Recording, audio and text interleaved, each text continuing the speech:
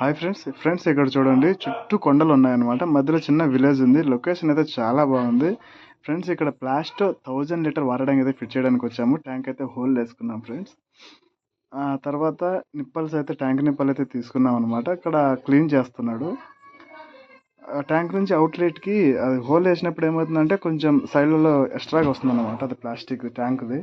దాన్ని నీట్గా క్లీన్ చేసేసి మనం ఫిట్టింగ్ చేసేస్తే వాటర్ లీక్ అవ్వకుండా ఉంటాయన్నమాట. నిప్పలు అయితే ఫిట్ చేసాం ఫ్రెండ్స్. ఇక్కడ చూడండి ఫ్రెండ్స్, ఇక్కడ వచ్చేసి వీళ్ళు ఇంటి ఓనర్స్ దిమ్ అయితే ట్యాంక్ కింద దిమ్ ఇంకా కట్టలేదు.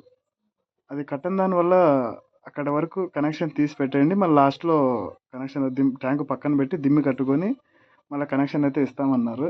సర్లే అనేసి ఇన్లెట్ అవుట్లెట్ మొత్తం అయితే ఇక్కడ వరకు తీయడం జరిగింది ఫ్రెండ్స్. ఇక్కడ గమ్ అయితే సిపివిసి అయితే యూస్ చేసాము. వీళ్ళు ఇంటి ఓనర్స్ వచ్చేసి యూపీవీసీ పైపులు అయితే తీసుకున్నారు అనమాట. ఈ మెటీరియల్ మొత్తం వాళ్ళే తీసుకున్నారు.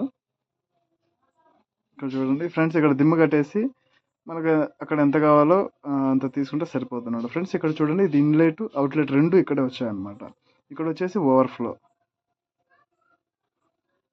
ఇక్కడ వరకు అయితే మొత్తం హెయిర్ పైపు ఇన్లెట్ అవుట్లెట్ మొత్తం అయితే అక్కడ వరకు కనెక్షన్ తీసి పెట్టేశాము. ఇంకా వాళ్ళ ట్యాంక్ దిమ్మ కట్టేసి ట్యాంక్ పెట్టి మళ్ళీ ఆ 2 ఎల్వోలు వేసుకొని కనెక్షన్ వేయాల్సి వస్తుంది అనమాట.